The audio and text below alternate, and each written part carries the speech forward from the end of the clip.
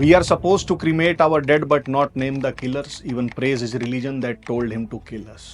पिछले 1400 वर्षों में मजहब के बुरके में घूम रहे बलात्कारी, हत्यारे, डकैतों के गिरोह द्वारा मारे गए 9 करोड़ हिंदुओं की सूची में हमारे 28 भाइयों के नाम और जुड़ गए।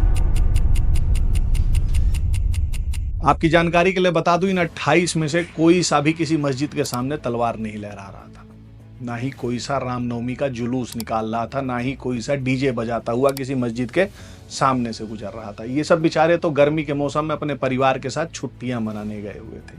वो क्या कहते हैं, कश्मीर की खूबसूरत वादियां देखने गए हुए थे। खैर, जब इन 28 जनों को मारा गया तो इन हिंदुओं से उनका नाम पूछकर, कलमा पढ़वाकर, पैंट उतारकर, उनका मजहब चेक कर उसके बाद इन आतंकवादियों द्वारा मारा गया। भागे और छुपे, आतंकवादी ने ढूंढ लिया। एक ने बोला कि मुसलमान अलग हो जाओ और हिंदू अलग हो जाओ, जेंट्स को बस, और हिंदू वाले जेंट्स को गोली मार दी। और ये किसी सरकार, आर्मी, मीडिया या सुरक्षा एजेंसी ने नहीं, बल्कि खुद मरने वालों के परिजनों ने ऑन द स्पॉट बताया। पर आपने देखा, तुरंत इस बात को छिपाने का प्रयास यूजुअल सस्पेक्ट्स द्वारा किया जाने लगा। ये एक पैटर्न है, आप किसी भी इस्लामिस्ट अटैक के दौरान ऑब्जर्व कर सकते हैं। इन अटैक्स में एक तो होते हैं जो अंडरग्राउंड इस्लामिस्ट्स होते हैं, जो आते हैं, बम ब्लास्ट करके, हमला करके भग जाते हैं, और एक होते हैं इनके ओवरग्राउंड वॉइसेस, जैसे the Wire, the Print, the Quint, the Caravan, article 14, ये जितने भी हैं। पहले तो इनके ये एक्ट्स को डिनाई करने का प्रयास करते हैं कि नहीं नहीं, ऐसा तो कुछ हुआ ही नहीं है। जब उसको डिनाई करना पॉसिबल नहीं होता तो ये उसको निगेट करते हैं कि नहीं नहीं, उतने बड़े लेवल पे नहीं हुआ। और जब ये करना भी पॉसिबल नहीं होता तो फिर ये उसे जस्टिफाई करने का प्रयास करते हैं। जैसे ये कहते हैं कि तुमने कश्मीर पे कब्जा कर रखा है, इसलिए तुम्हें मार रहे हैं। इंडियन आर्मी कश्मीर में रेप करती है, इसलिए ये हो रहा है। धारा 370 हटा दी, इसलिए ये हो रहा है। ये तो बेचारे पुअर हेडमास्टर के बेटे हैं, ये तो गरीबी के कारण ऐसा कर रहे हैं, बेरोजगारी के कारण ऐसा कर रहे हैं। इन्हें तो आप वक्फ के द्वारा जमीन नहीं कब्जाने दे रहे, इसलिए ऐसा हो रहा है। अगर आपने नोटिस किया हो तो इस बार वाले जिहाद अटैक में नाम पूछ के मारा है को जस्टिफाई करने के लिए इन अंडरग्राउंड इस्लामिस्ट टेररिस्ट्स की जो ये ओवरग्राउंड वॉइसेस हैं, इन्होंने कहना शुरू कर दिया है कि नाम पूछ के आप भी तो फल सब्जी लेते हो, रेडी पे नाम लिखने को कहते हो, ढाबों पे नाम लिखने को कहते हो। इस आर्गुमेंट में जो सटल मैसेज है वो ये है कि इस्लामोफोब्स, हिंदू हेट मोंगर्स के कारण ही हुआ है ये, या फिर 28 जनों की हत्या और थूक फ्लेवर खाना खाने से मना करना एक ही है। और जब भी कोई ऐसी वारदात होती है तो उसे काउंटर करने के लिए, या मतलब उसको छुपाने के लिए, उसको मतलब कम करने के लिए अचानक से 2-4 वीडियोस ले आते हैं कि देखो बेचारे मुसलमानों पे हमला हो रहा है। जैसे इस बार हॉस्टल में पढ़ने वाले कश्मीरी बच्चों पे हमला हुए वाला घुमा रहे हैं।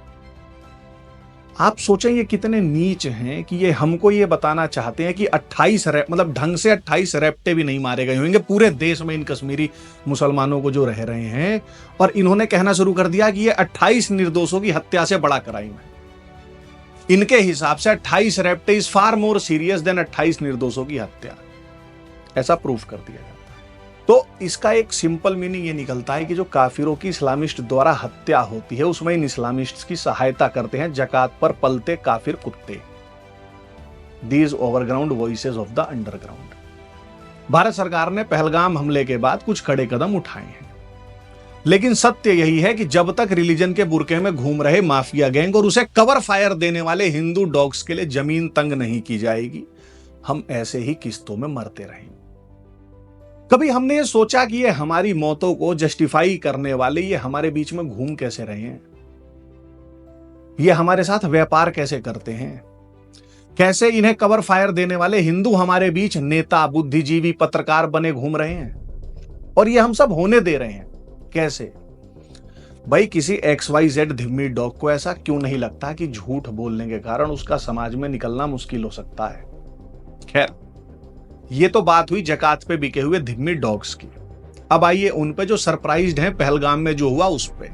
मतलब मैं देख रहा था, people are shocked and surprise, मतलब उन्हें विश्वास ही नहीं हो रहा है कि कोई ऐसी दरिंदगी भी कर सकता है। इवन एक्टिंग की दुकान उमर अब्दुल्ला भी शॉक्ड फील कर रहा है। पर क्यों? Isn't it all in the book? क्या ये सब जो इन्होंने किया है आतंकवादियों ने, ये सब करने को किताब नहीं कहती? Isn't it mentioned in their theology? Why the hell are they feeling surprised?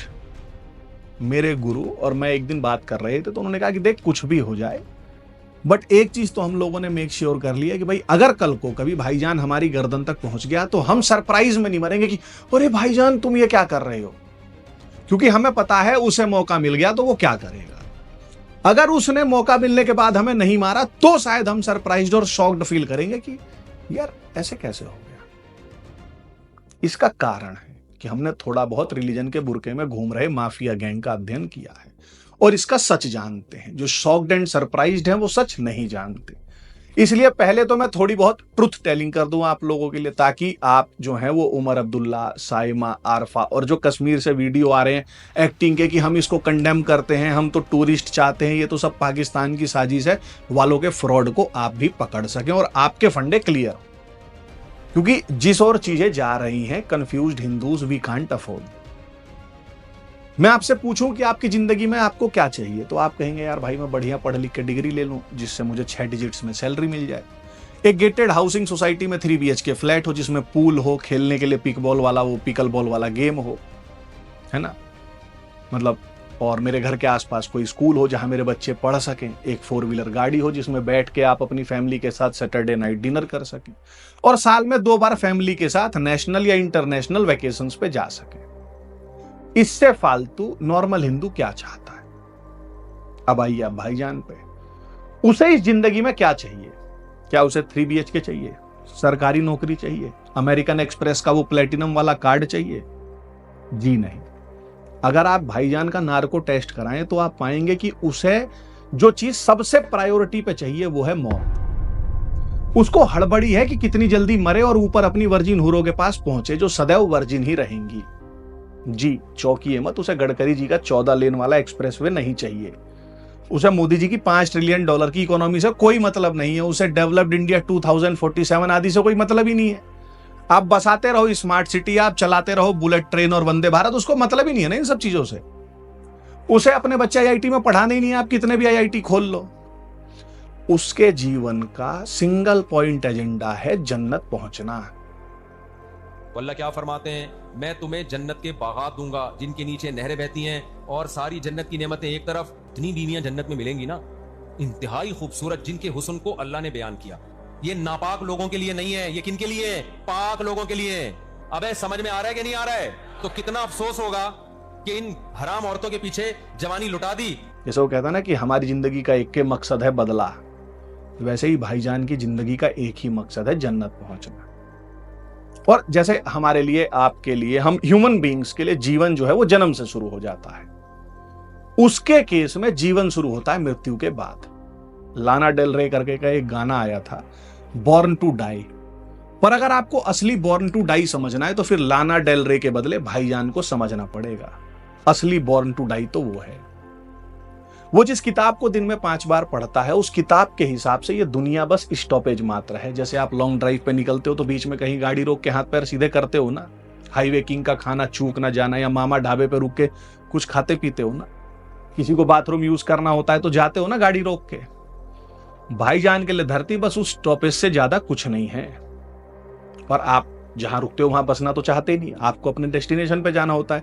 ऐसे ही भाईजान भी इस धरती पर रुकना नहीं चाह रहा, वो तो बस पेशाब करके आगे बढ़ने की तैयारी में है। क्यों? क्योंकि भाई भाईजान का जीवन आपकी तरह जन्म के बाद शुरू नहीं हो रहा, उसका जीवन शुरू होगा उसके मरने के बाद। इसीलिए उसे मरने की इतनी तेजी है कि अल्लाह अकबर कह के आए दिन फटता रहता है देश दुनिया में। ये जो थियोलॉजी है उसके अकॉर्डिंग धरती पे जीवन is described as temporary, a testing ground for the eternal after life, that is अखीरा। यहां पे तो बस वो टेम्पररी भेजा गया है, एक तरह से उसका जो वन एंड ओनली गॉड है उसका टेस्ट ले रहा है यहाँ पे कि भाई ये एटर्नल आफ्टर लाइफ, जिसको ये अखीरा कहते हैं, उसके लायक है भी कि नहीं। चैप्टर 29 वर्स 64 पढ़िए। This worldly life is no more than amusement and play, but the abode of hereafter is indeed the true life, if only they knew. क्या पढ़ा आपने? Abode of the hereafter is indeed the true life. यानी यहां वाली life असली life ही नहीं है, यानी यहां पे वो आफ्टर लाइफ की पैकिंग कर रहा है। जैसे आप ट्रैकिंग पे जाने के लिए पैकिंग करते हैं ना, समथिंग काइंड ऑफ दैट, इससे फालतू नहीं। अब आफ्टर लाइफ यानी मरने के बाद 2 डेस्टिनेशंस हैं, 2 पते हैं। पहला पता है जन्नत जहां 72 वर्जिन हूरें हैं, शराब की नदियां हैं, वहीं दूसरी तरफ है दोजख जहां एटर्नल हेल फायर जलती रहे। अब भाई जैसे आप होटल में जाते हैं तो भाई रिसेप्शन पे बात करते हैं ना, भाई हमको ये व्यू वाला कमरा चाहिए। तो भाई जब भाईजान मरता है तो उसको कौन सा कमरा मिलेगा? उसे जन्नत वाले कमरे की चाबी मिलेगी या उसको दोजख्त वाले कमरे की चाबी मिलेगी? मतलब ये कैसे तय होगा कि कौन सा जन्नत जाएगा और कौन सा दोजख्त? तो रुको जरा, सब चीज का प्रबंध है। इनकी थियोलॉजिकल बुक्स में लिखा है कि इनके वन एंड ओनली अलमाइटी जी जब इन्हें धरती पे टेस्टिंग के लिए भेजते हैं तो हर भाईजान के दोनों कंधे पे एक एक एंजल बैठा के भेजते हैं, एक राइट शोल्डर पे, एक लेफ्ट शोल्डर पे। चैप्टर 50 वर्स 17-18 पढ़ो। When the two receivers receive, seated on the right and on the left, man does not utter any word except that with him is an observer prepared. इनके जो God हैं, जब ये पैदा होते हैं भाईजान लोग, तो इनके दोनों कंधों पे एक एक एंजल बैठी होती है। उस एंजल का नाम होता है किरामन कतीबीन, ऑनरेबल स्क्राइब्स कहा जाता है। और जो ये एंजल्स होती हैं वो इनविजिबल होती हैं, मिस्टर इंडिया टाइप्स। आप उन्हें नहीं देख सकते, भाईजान भी नहीं देख सकता। मतलब आप तो चलो काफिर हो, भाईजान भी उसको देख नहीं सकता, पर वो भाईजान को 24 घंटे देखती रहती है क्योंकि कंधे पे बैठी हुई है। क्या कह रहे हो? असली बिग बॉस का घर तो यहां चल रहा है। हल्के में ले रहे हो आप अल साइंस को, हैं? तो जी ये जो एंजल्स हैं जो दोनों कंधे पे भाईजान के बैठी हैं, 24 घंटे 7 दिन 365 दिन साल के, मतलब बैठी रहती है। उनका कोई हॉलीडे नहीं होता, कोई वीकडे, कोई वीक ऑफ नहीं होता। So this constant presence of these angels underscores accountability. Muslims believe nothing escapes their record. भाईजान को लगता है कि इन एंजल से तो कुछ छुपा नहीं सकते, पर ये एंजल्स करती क्या हैं? ये बैठी बैठी भाईजान के हर एक्ट को डॉक्यूमेंट करती हैं, लिखती हैं किताब में, कॉपी में, कि आज इसने कौन से वाले हलाल एक्ट किए और कौन से वाला एक्शन इसका हराम है। ये जो किताब लिखती हैं वो एंजल्स, उसका नाम है किताब अल अमल। आपको लग रहा होगा कि डायरी राइटिंग बस आप ही करते हैं। अजी हाँ, hold my beer. Diary writing भी इस्लाम का ही आविष्कार है। असली में इसका नाम अल डायरी राइटिंग था, बाद में यहूदियों ने अल काट के डायरी राइटिंग कर दी। और ये जो डायरी राइटिंग है एंजल्स द्वारा, ये भाईजान के मरने तक लिखी जाती है। ठीक है जी, चलो डायरी राइटिंग भर दिए पन्ने एंजल जी ने, अब इसका क्या होगा? तो जी फिर आपने देखा होगा कि इन्हें मरने के बाद दफना दिया जाता है, पर दफनाते क्यों है, कभी सोचा है आपने? तो उसके पीछे भी अल साइंस है कि जब धरती पे कोई भी काफिर जिंदा नहीं बचेगा, ध्यान से सुनिएगा, जब धरती पे कोई भी काफिर जिंदा नहीं बचेगा तब कयामत का दिन आएगा, the day of final judgement. उस दिन ये सब अपनी अपनी कब्रों से खड़े हो जाएंगे। क्या कह रहे हो? डेड मैन कमिंग अलाइव सुना था, ये तो आप बताने लगे। रुको जरा, उस दिन ऐसे एक सिंहासन टाइप होगा, उस पर कोई भाई साहब जी बैठे होंगे, उनके सामने ऐसे तराजू टाइप होगा कुछ, और वहां पे वो हराम एक्ट और हलाल एक्ट वाली डायरियां तौली जाएंगी। सपोज ये अब्दुल की डायरी आई तो भाई एक हराम वाली है, एक हलाल एक्ट्स वाली है, दोनों को तौला जाएगा। अब आप सोच रहे होंगे हराम और हलाल एक्ट्स क्या हैं? तो जी हराम एक्ट्स वो हैं which are prohibited according to the sky book, और हलाल वो है जो स्काई बुक जिनको करने की परमिशन देती है। अब अगर हलाल एक्ट्स वाली डायरी जो है उसकी भारी है तो वो जाएगा सीधा जन्नत, और अगर हराम एक्ट्स वाली ज्यादा है तो वो जाएगा दोजख्त की आग में जलने। ठीक, यहां तक आपको समझ में आ रहा है? पर यार ये वाला तो काफी टेडियस और लेंदी प्रोसेस है, मतलब जीवन भर कॉशियस रह के गुजारना पड़ेगा, और कयामत का दिन आने में बहुत टाइम है, क्योंकि पता नहीं हम सब काफिर कम मरेंगे। कोई शॉर्टकट नहीं है क्या? जाओ यार, तुम भी क्या याद रखोगे। वन एंड ओनली अलमाइटी जी बहुत दयालु हैं, जैसा कि आप सब जानते हैं। उन्होंने शॉर्टकट की भी व्यवस्था कर रखी है जन्नत जाने की। क्या है वो? तो जी वो है जिहाद करते हुए शहीद हो जाना, यानी अल्लाह अकबर करते हुए फट जाना, बूम। जी शॉर्टेस्ट शॉर्टकट टू जन्नत इज डेथ ड्यूरिंग जिहाद।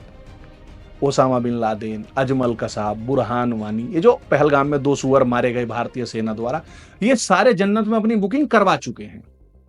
और सुनो, नई जानकारी आपको बता देता हूं, मतलब कि जब भी आतंकवादी मारा जाता है तो जो भी देश मारता है, जैसे अमेरिका वालों ने मारा, भारत वाले मारते हैं, तो इन सबको लगता है कि हमने मार दिए, पर वो मरते नहीं हैं। जिहाद के दौरान जौन सा मरता है वो मरता नहीं है, वो one and only almighty ji के पास जिंदा रहता है। Please read chapter 3 verse 169। and never think of those who have been killed in the cause of Allah as dead, rather they are alive with their Lord receiving provisions. अच्छा, ये सब जिहाद को इतने उतावले क्यों रहते हैं? मतलब भैया जिहाद का मोटिवेशन आ कहां से रहा? तो एक तो है वो वर्जिन हुरो वाला जो सदैव वर्जिन रहेंगे, वो इंसेंटिव है। दूसरा ये है कि भाई धरती पे तो ये जो भाईजान है वो जिंदगी उसकी है ही नहीं। आप चैप्टर 9 वर्स 111 पढ़िए। Allah has purchased from the believers their lives and their properties in exchange for that they will have paradise. They have fight in the cause of Allah, so they kill and are killed. आ रही है समझ क्यों फट जाते हैं? क्योंकि धरती पे उनकी जिंदगी, उनकी प्रॉपर्टी तो वन एंड ओनली जी ने खरीद ली है, जिसके बदले में मरने के बाद मुआवजे में उन्हें जन्नत मिलेगी। क्या कह रहे हो? आज तक तो हमने यही सुना था कि सरकार ने जमीन एक्वायर कर ली और मुआवजा दिया। यहां तो जमीन के साथ साथ जिंदगी भी एक्वायर कर ली गई है और मुआवजा भी मरने के बाद मिल रहा है।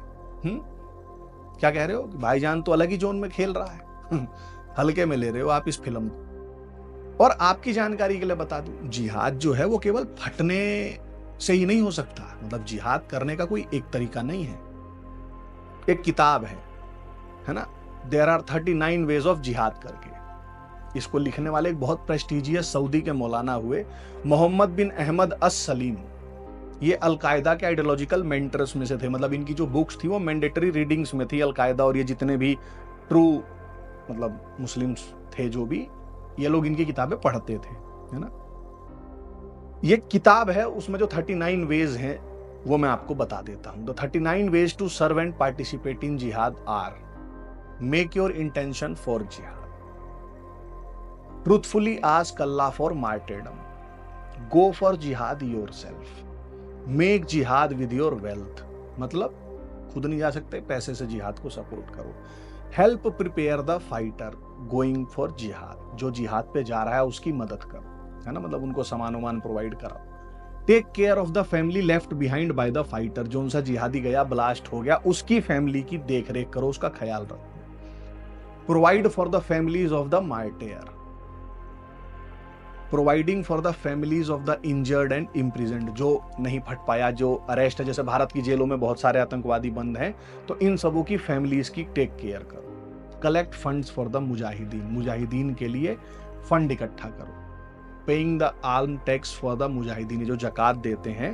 वो दो, healing the wounded, medical care दो इनको जो उनसे के चोट लग गई है, प्रेजिंग द मुजाहिदीन एंड कमेरेटिंग देयर एक्सप्लॉइट्स, मतलब ऑनर करो इनको, ग्लोरीफाई करो कि वाह क्या काम किया तुम, एनकरेज द मुजाहिदीन and incite them to continue, उनको चढ़ाओ, उनको एनकरेज करो और बोलो कि अपने इस जिहाद को वो जारी रखें, स्पीक आउट फॉर द मुजाहिदीन एंड डिफेंड देम, उनके हक में बोलो, उनको डिफेंड करो, जैसे ये याकूब मेनन वगैरह की या इन सबों की जो आते हैं ना जनाजे में इतने सारे, वो यही कर रहे होते हैं, expose the hypocrites and traitors, जो इनमें कुछ सो कॉल्ड गुड मुस्लिम्स, जो मतलब मेरे ख्याल से तो यूनिकॉर्न से भी बड़ा वो मतलब सरप्राइज है, बट फिर भी अगर होते हैं तो वो इनके हिसाब से हिपोक्रिट्स हैं, ट्रेटर्स हैं, उनको आइडेंटिफाई करो और डिनाउंस करो, call and incite the people to जिहाद, औरों को भी बोलो कि आके जिहाद में जुड़ो, advise the Muslims and the मुजाहिदीन, उनको गाइडेंस वगैरह दो, hide the secrets of the मुजाहिदीन, यानी जो जिहाद करने आए हुए हैं उनकी इंफॉर्मेशन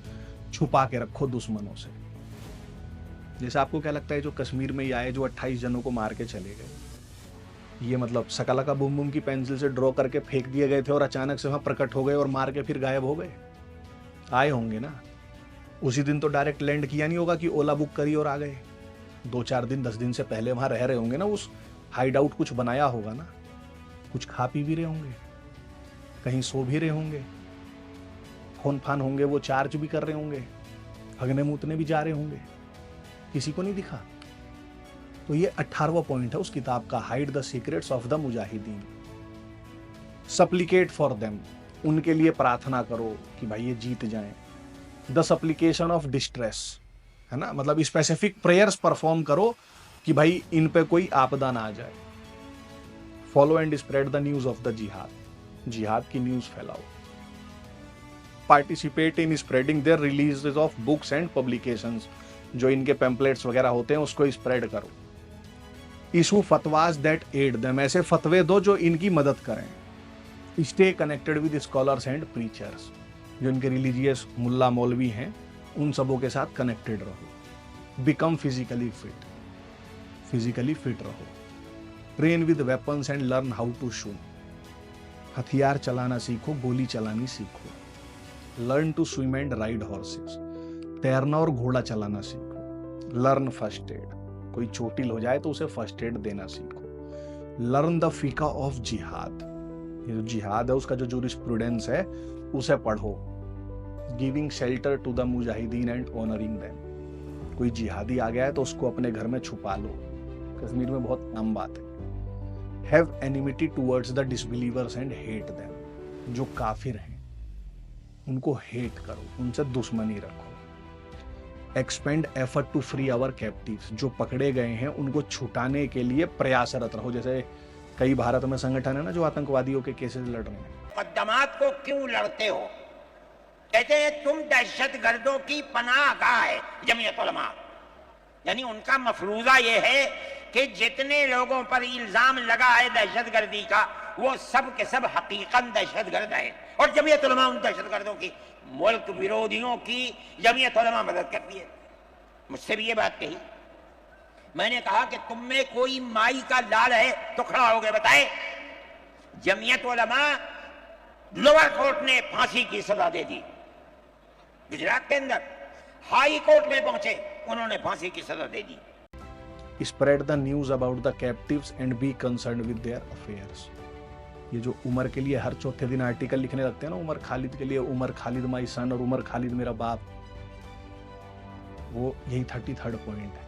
इलेक्ट्रॉनिक जिहाद ऑनलाइन। जैसे अभी आजकल बहुत सारे लोग कह रहे हैं देखो ये तो हंस रहे हैं हमारे, जब अरे भाई साहब हंसे नहीं तो क्या करे वो। 34वां पॉइंट है electronic jihad. Engage in online activities such as hacking और spreading propaganda to support jihadis cause. Stand in opposition to the disbelievers. Raise your children to love jihad and its. अपने बच्चों को बड़ा करो तो उनको ऐसे बड़ा करो कि वो जिहाद और जिहाद करने वालों के प्रति सिंपथी दिखाएं, उनको प्यार करें। Abandon luxury. ये सब कंफर्ट छोड़ दो और जिहादी स्ट्रगल पे फोकस करो। Boy cut the goods of the enemy. दुश्मनों के प्रोडक्ट्स का बॉयकट करो। जैसे इजराइलों के प्रोडक्ट जो हैं वो बांग्लादेश में वीडियोस आई थी ना, बॉयकट कर रहे थे। Do not hire workers from the war wagers. जिनसे लड़ाई चल रही है जिहादियों की, उनकी जाति उनकी कौम वालों में से वर्कर्स हायर मत करो, यानी इकोनॉमिक बॉयकट करो। आई समझ आपको? ये तो 39 तरीके हैं जो एक किताब पकड़ में आ गई, CIA वालों ने अपनी वेबसाइट पर डाल रखी है। तो जरूरी नहीं है कि सारे जिहादी फटेंगे ही आके गोली चलाएंगे। ऐसे भी इन 39 तरीकों से वो इस जिहाद में अपना कंट्रीब्यूशन कर सकते हैं। जैसे पहलगाम में जब आतंकी हिंदू पर्यटकों को चुन चुनकर मार रहे थे, तब जम्मू कश्मीर पुलिस के 3 सिपाही वहीं मौजूद थे और आराम से तमाशा देख रहे थे। जब लोगों ने कहा कि कम से कम आर्मी कैंप तक ही ले चलो, फिर भी उन्होंने कुछ नहीं किया। जहां हमला हुआ वहां तक बहुत से पर्यटक जाना ही नहीं चाहते थे, पर ये जो देशभक्त स्वदेशी मुसलमान है ना, खच्चर चलाने वाले, इन्होंने उन लोगों को खच्चर से उतरने नहीं दिया और जबरदस्ती ले गए। पर आप किसी मुसलमान से देशभक्ति का सबूत मांगने का नहीं। आपको क्या लगता है ये सब इन्होंने ऐसे ही कोइंसिडेंटली किया? मतलब क्या आप सही में इतने चूतियां हैं कि आपको लग रहा है कि ये तो यार ऐसे ही हो गया? ऊपर जो मैंने 39 तरीके पढ़े जिहाद के, उनमें से एक तरीका चुना नहीं इन्होंने भी। और फिर भी मेरे बताने के बाद, और ये जो मैं बात बता रहा हूं कि जो ये 3 पुलिस वाले खड़े थे और ये जो खच्चर वाले ऊपर जबरदस्ती ले गए, ये जो लोग थे प्रत्यक्षदर्शी, उन्होंने बताया है। फिर भी आप चाहो तो आप मेरी बात को मत मानो। यू कैन, मतलब you are free and entitled to deny the truth, but lest you forget, you can deny the truth, but you can't escape the consequences of denying the truth. अच्छा, एक चीज और बताऊं, जब जिहाद की बात चल रही है तो जो जिहाद करते हुए मरेगा और जो नॉर्मल डेथ मरेगा, उन दोनों में भी अंतर है। जिहाद के दौरान मरने वाले को कुछ एडिशनल इंसेंटिव्स भी दिए जाएंगे, जैसे क्रेडिट कार्ड लेने पे 4-5 वो पर्क्स बताते हैं ना जी, ये भी हैं। ऐसे एडिशनल इंसेंटिव्स जिहाद के दौरान मारे जाने पे इन जिहादियों को भी मिलते हैं। जैसे इनके सारे पाप जो हैं केवल डेप्ट के अलावा वो माफ कर दिए जाएंगे। जब ये जन्नत में पहुंचेंगे तो इनकी इज्जत थोड़ी ज्यादा होगी औरों से। मतलब ऐसा मान लो जन्नत के ये बिजनेस क्लास टाइप वाले लोग हों। साथ ही जो जिहाद के दौरान मरेगा वो अपने साथ साथ अपने 70 रिलेटिव्स के गुनाहों को माफ करवा के उन्हें भी जन्नत में एंट्री दिला सकता है। क्या कह रहे हो? असली फैमिली मैन तो ये है, मनोज वाजपेयी तो बस फिल्म में दिखाया गया है। खैर 70 रिलेटिव से याद आया, हिंदुओं तुम्हारे कोई से की भी बातचीत है क्या? अपने 70 छोड़ दो, 17 रिलेटिव हैं, 17 भी छोड़ दो, 7 रिलेटिव हैं आपके जिनसे आपकी ठीक ठाक बातचीत हो, जिससे मुंह फुला के ना बैठे हो। अच्छा, जब इतना सब जान ही गए हो तो जन्नत की थोड़ी बहुत डिस्क्रिप्शन भी सुन लो, खुद ही फ्रॉम द हॉर्सेस माउथ सुन लो। ये सुनिए इनको, मौलवी साहब को। और हूरों का जहां तक मसला है, तुम मजाक उड़ाओ हूरों का, हमें तो चाहिए भाई, तुम उड़ाओ मजाक।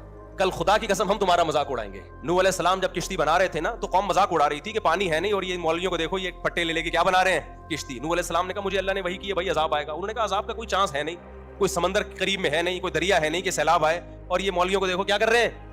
तो नूह अलैहिस्सलाम ने फरमाया इन तस्खरू मिन्ना फइन्ना नस्खरू मिनकुम, उड़ा लो मजाक, कल हम तुम्हारा मजाक उड़ाएंगे। तो आप आज हूरों का मजाक उड़ा लो भाई, हम तो खुदा के वादों पर यकीन रखते हैं भाई, हमें तो हूरें चाहिए।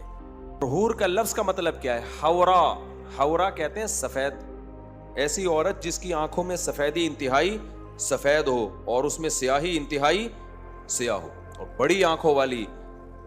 तो जितने भी दुनिया में हुस्न की मिसालें दी जाती हैं, जिनको हुस्न का मयार समझा जाता है, वो तमाम चीजें, चाहे वो ज़ाहिरी हुस्न से मुताल्लिक हो या बातनी हुस्न से मुताल्लिक हो, वो तमाम की तमाम अल्लाह ने जन्नती औरत में पैदा कर दी। क्या जन्नत में भी निकाह का सिलसिला होगा, बच्चे पैदा होंगे? जन्नत में बच्चे भी पैदा होंगे, निकाह नहीं होगा, क्योंकि जो औरतें आपको मिलेंगी वो ऑलरेडी आपकी रजिस्टर्ड बीवी होंगी। साथ वो अल्लाह है, वो ऐसी अय्याशी देगा कि ना किसी आंख ने देखी ना किसी कान ने सुनी। जो लिबरल लोग हैं वो हूरों का मजाक उड़ाते हैं, हमें तो चाहिए भाई हूरें, सीधी सी बात। आप खुद दुनिया में औरतों के चक्कर में हो, हराम, औरत के बगैर आपका गुजारा नहीं है, नाइट क्लबों में भी आप जाते हो, दोस्तियां भी लगाते हो, ठरकी हो आप। तो सब्र जो करते हैं, जो ठरकी नहीं होते, उनको अल्लाह ने कहा है कि तुम्हें ये सब चीजें, क्योंकि जो सब्र वही कर सकता है जो ठरकी ना हो। जो ठरकियों से सब्र होता है, तो हमें तो भाई हूरें आखिरत में चाहिए। क्या ख्याल है भाई? तो हमें तो चाहिए भाई। आप उड़ाते रहो, क़यामत के दिन आप कह देना अल्लाह हमें नहीं चाहिए, हम कहेंगे अल्लाह हमें तो दुनिया में भी चाहिए थी वहां तो मिली नहीं, यहां हमें बहरहाल चाहिए। तो लेकिन वो अमाल भी अल्लाह हमें उसकी तौफीक। जन्नत में हर ख्वाहिश पूरी होगी। वलकुम फीहा मा तश्तही अनफुसुकुम, कुरान कह रहा है जिस चीज़ का भी तुम्हारा दिल चाहेगा वो तुम्हें वहां मिलेगी। वलकुम फीहा मा तद्दाऊन, जो भी मांगोगे वो भी मिलेगा। अब आप सोचो कि एक तरफ आप हो जो मरना नहीं चाह रहे, जब उम्र हो जा रही है तो भी आईसीयू में वेंटिलेटर नहीं छोड़ रहे कि यार जी लूं 20 दिन और जी लूं। वहीं दूसरी ओर आपका सामना एक ऐसी कौम से है जो मरने की जल्दी में है। मतलब जोमेटो और जेप्टो वाले से रेस लगा रखी हो मानो इन्होंने कि भाई तुम जितनी जल्दी धनिया पहुंचाओगे उससे पहले तो मैं जन्नत पहुंच जाऊंगा। Let the race begin. भाईजान रेस 3 चला रहा है। मतलब भाईजान जिस रेस में है ना मरने की, मतलब ऐसा लगता है कि फास्ट एंड फ्यूरियस का जो डोमिनिक टोरेटो है ना, वो भी इसे हरा नहीं पाएगा रेस में। और इस सब के अलावा जो भाईजान कर रहा है, इसके इन एक्ट्स को डिवाइन सैंक्शन भी मिला हुआ है। अब आप सोचिए कि कितना एसिमेट्रिकल वॉर है ये, जो आपको मतलब वॉर तो चल ही रहा है, तय आपको करना है कि आप लड़ेंगे कि बिना लड़े निपट जाएंगे। क्या कह रहे हो कि भाई डर वर लग रहा, कुछ सॉल्यूशन भी बता दो। सॉल्यूशन तो जब बताऊंगा ना, जब पहले एक्सेप्ट करोगे कि कोई प्रॉब्लम है। तो आप एक्सेप्ट कर रहे हैं कि we are facing a problem. बहुत बहुत धन्यवाद आपका सत्य स्वीकार करने के लिए। अब रही बात सॉल्यूशन की, तो देखो वो वीडियो में तो बताया जाएगा नहीं, उसके लिए आपको मुझे अपने घर, अपने गांव, अपनी सोसाइटी में बुलाना पड़ेगा, वहां ऑफलाइन बात करेंगे। फिर भी तब तक थोड़ा बहुत मैं आप लोगों को हिंट दिए देता हूं, मतलब कुछ बता देता हूं जो आप सब लोगों को सोचना चाहिए, जो आप सब लोग कर भी सकते हैं। ध्यान से सुनो। कुत्ता देखा है आपने? आपके घर में होगा या आपके किसी दोस्त रिश्तेदार के घर पे होगा, अड़ोसी पड़ोसी के होगा, वहां भी नहीं होगा तो मतलब आप काफी कुछ मिस कर रहे हैं बाय द वे अपनी लाइफ में। अगर आपने कुत्ता नहीं पाला, जिन लोगों ने पाला है, दे नो की अलग ही प्रकार का लव होता है। खैर, आपने गली सड़क पे तो देखा ही होगा, पर क्या आपने कभी देखा है कि आपके किसी दोस्त ने, किसी रिश्तेदार ने, किसी अड़ोसी पड़ोसी ने भेड़िया पाल रखा है? आपने अपनी गली सड़क में भेड़िए को घूमते हुए देखा है? क्या कह रहे हो कि भाई भेड़िया कौन पालता है? और दूसरी बात, अगर भेड़िया गांव में दिख जाता था या खेत वेत में, तो गांव वाले तो देखते ही गोली मार देते थे, या भाला लाठी जो भी है उससे मार देते थे, है ना। पर खैर आपके पास तो ये तीनों होगा नहीं, न गोली, न भाला, न लाठी, क्योंकि आप तो एजुकेटेड लोग हो जो एमएनसी में जॉब करते हो, गेटेड सोसाइटी में रहते हो, तो आपको लाठी भाला या लाइसेंसी बंदूक रखने की क्या जरूरत है ना। तो सोसाइटी के गेट पर जो 65 साल के गार्ड अंकल बैठा रखे हैं, वो हमले के टाइम फैंटम बन जाएंगे और आप लोगों को बचा लेंगे। पर फिर भी आप लोग भेड़िए को अगर देखते हैं, आपके आसपास दिखता है, तो आप क्या करेंगे? तुरंत 100 नंबर पे कॉल करेंगे या एनिमल डिपार्टमेंट वाले को फोन करेंगे, है ना? पर क्या आपको पता है, डॉग्स आर वुल्व्स ओनली। कुत्ते और भेड़िए में कोई अंतर होता नहीं है, मतलब जेनेटिकली भी दोनों ऑलमोस्ट आइडेंटिकल हैं। फिर ऐसा क्यों है कि कुत्ता तो आपके साथ आपके घर में रहता है, पर भेड़िया जो है वो घर में तो छोड़ो, दूर सड़क पे भी अगर आप उसको अलाउ नहीं करते। कभी सोचा है क्यों? Because dogs are those wolves that accepted the moral code of Homo sapiens. कुत्ते वे भेड़िए हैं जिन्होंने हम होमोसेपियंस का मोरल कोड जो है उसे स्वीकार कर लिया। क्या है वो moral code? No violence against fellow human beings, no taking their possession by force. Fellow human being के साथ कोई फालतू की हिंसा नहीं, ना ही उनकी जमीन पर जबरदस्ती कब्जा। ठीक। और ये जो कुत्ते और भेड़िए का जो ये सेपरेशन है, ये मिलियंस ऑफ ईयर्स एगो हो गया था। इसीलिए हमारे पुरखे भेड़िए को देखते ही गोली मार देते थे और कुत्ता उनके साथ घर से खेत, खेत से घर आता जाता था।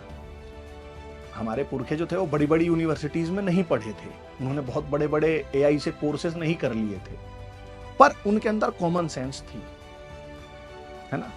और आप लोगों ने नोटिस भी किया होगा कि आजकल common sense has become so uncommon. In fact आजकल तो कॉमन सेंस को इस्लामोफोबिया भी कहा जाने लगा है। Strange times we are living in, है ना। खैर, अनपढ़ गांव वाले इतना जरूर जानते थे कि गांव में एक भी भेड़िया और पूरे गांव के बच्चे सुरक्षित। नाउ कट टू रिलीजन के बुरके में घूम रहा mafia gang. It teaches its followers that they can kill, rape and loot non-Muslims just for being non-Muslims। यानी रिलीजन के भुरके में घूम रहा माफिया गैंग अपने फॉलोवर्स को सिखाता है कि वे नॉन मुस्लिम्स की हत्या, लूट और बलात्कार कर सकते हैं। सिखाता ही नहीं है बल्कि डिवाइन सैंक्शन और इंसेंटिव्स भी देता है। और ये तीनों चीजें काफिरों के साथ पिछले 1200 सालों से होती आ रही हैं। आपको अभी भी वो लोग जिंदा मिल जाएंगे जिनके साथ सन 47 में ये हुआ था। आपको अभी भी वो लोग मिल जाएंगे जो सन 1946 में डायरेक्ट एक्शन डे की घटनाएं बता देंगे। 1990 में कश्मीर में जो हुआ वो तो आपको अड़ोस पड़ोस में थोड़ा ढूंढेंगे तो वहां भी मिल जाएंगे। मोपला में क्या हुआ था आप खोज के तो पढ़िए। ताजा ताजा भी पहलगाम में जो हुआ है, उनसे क्या बोला गया? कलमा सुनाओ। क्या होता है कलमा? ला इलाहा इल्लल्लाह मुहम्मदुर रसूलुल्लाह, there is no god but Allah and Mohammed is the messenger of Allah. यानी कोई गॉड नहीं है अल्लाह के सिवा। क्यों माने हम? भाई इससे बड़ा हेट स्पीच या सुप्रीमिस्ट थॉट क्या होगा कि भाई मेरे वाला ही गॉड है, बाकी किसी का गॉड नहीं है। खैर, इस पे सम अदर डे। कश्मीर में कुछ की पैंट उतार के उनका धर्म चेक करके मारा गया।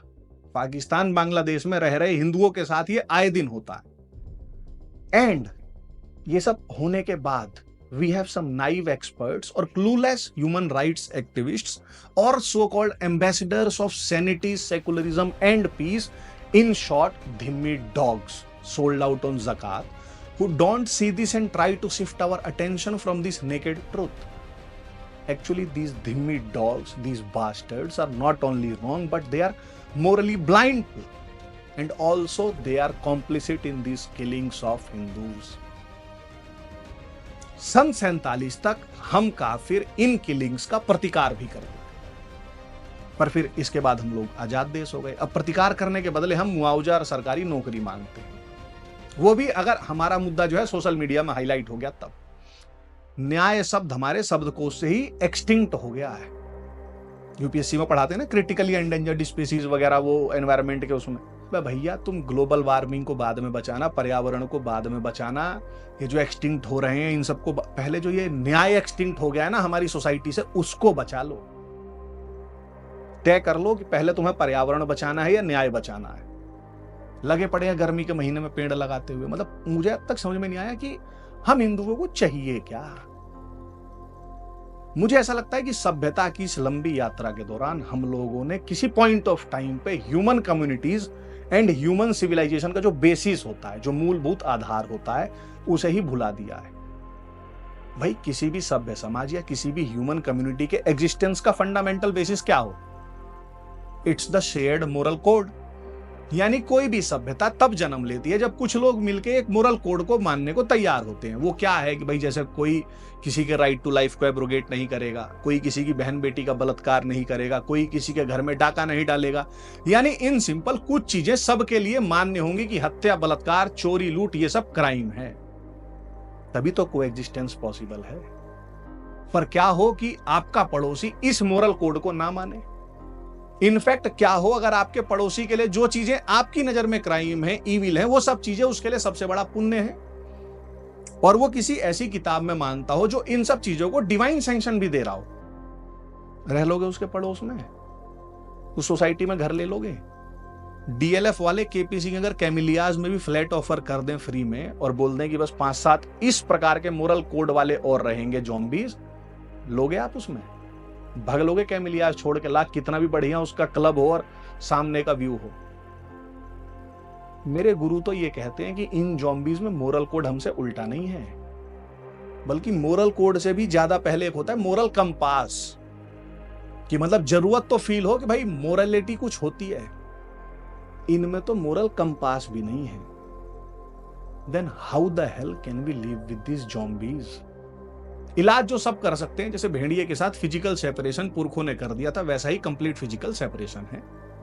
वरना साथ रहने का ये सदैव खतरा रहेगा कि आप कश्मीर की वादियों में गए हनीमून मनाने या छुट्टियां मनाने और किसी ज़ॉम्बी को जन्नत की याद आई एंड यू आर डेड। तो सबसे पहले तो अपने व्यक्तिगत जीवन में ये सेपरेशन कर लो। सुबह से शाम तक संपर्क में आने वाला कोई भी आपके ज़ॉम्बी ना हो, एटलीस्ट। ये प्रैक्टिकल है, आप सब कर सकते। भाई मुझे तो आज तक ये समझ में नहीं आया कि 2020-21 में एक वायरस आया था कोरोना। 1 लाख लोग मरे होंगे या 10 लाख मर गए होंगे या 1 करोड़ मर गए होंगे। पूरी दुनिया में लॉकडाउन लगा दिया गया था, पूरी दुनिया बंद कर दी गई थी, क्वारंटाइन करना शुरू कर दिया था कि जिन्हें कोरोना हो गया था वो लोगों के संपर्क में आके आगे ना फैले। एक दिन कभी मौका मिला तो मैं इस रूलिंग एलिट से पूछूंगा, और आप भी पूछिएगा अगर आपको मौका मिले, कि एक और वायरस है, नाम भी कोरोना से बहुत मिलता जुलता है, और भारत में 9 करोड़ प्लस और दुनिया भर में 27 करोड़ लोग इसका शिकार बन चुके हैं। पर आज तक इसके खिलाफ हमारे धिम्मी रूलिंग एलिट ने लॉकडाउन लगाने का क्यों नहीं सोचा? इससे इन्फेक्टेड ज़ॉम्बीज को क्वारंटाइन क्यों नहीं किया गया?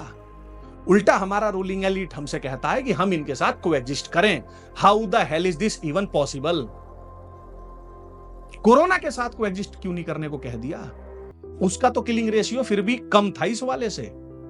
मतलब 10 लोगों में से अगर कोरोना हो रहा है 10 लोगों को, तो उसमें से 7-8 तो रिकवर हो जा रहे थे। इस वाले में तो अगर कोई से को जन्नत की तलब मची और वो आप तक पहुंच गया, तो इसमें उनका सक्सेस रेटियो मतलब ऐसा मान लो 100 का 100 ही है। और आप लोग इससे बच नहीं सकते। देखिए, जिसके आंगन में चंदन का पेड़ होगा उसके आंगन में सांप भी आएंगे ही। अब आपके पास 2 ही विकल्प हैं, या तो उस चंदन के पेड़ को ही कटवा दो, टंटा ही खत्म, या फिर नेवला पाल लो। सभ्यताओं के पास भी 2 ही विकल्प होते हैं, या तो समाप्त हो जाएं या नेवला पाल लो, अन्य कोई विकल्प नहीं है। क्योंकि कोई भी सेटल्ड समाज एक मिलिशिया जिसमें मोरल कंपास ही मिसिंग है उसके साथ नहीं रह सकता। और ये बात हमें टाइम से समझ में आ गई तो बहुत बढ़िया, वरना दुनिया भर में कई म्यूजियम है जहां एक्सटिंक्ट सिविलाइजेशंस के बारे में जानकारी देते हैं कि ये फलानी सभ्यता थी, समाप्त हो गई, ये ढिकानी सभ्यता थी, समाप्त हो गई, इतनी महान थी। उन म्यूजियम्स में एक और सभ्यता ऐड हो जाएगी, हिंदू सभ्यता। पर फिर मेरे गुरु का इस पे कहना है कि भाई दुनिया की सबसे मोस्ट ब्यूटीफुल चीज यदि कुछ है तो वो है हमारी हिंदू सिविलाइजेशन, जिसे हम किसी भी कीमत पे खत्म नहीं होने देंगे। इसीलिए be the Hindu you are waiting for. History shows that operation ceases when a single individual recognizes the real issue, gets up and refuses to bear it. But recognition of the real issue is the key. भाईजान ने बहुत skilfully इस real issue को beyond discussion रखा। वो real issue है, this mafia gang masquerading as religion has no evil moral code. मतलब this is abolition of morality. But now no more. Certainly no more. Even if the Dhimmi sold out Kafir leadership claims that they have found moderate wolves and would create more with education and jobs. No means no. We can't live with mad dogs. Jai Shri Ram.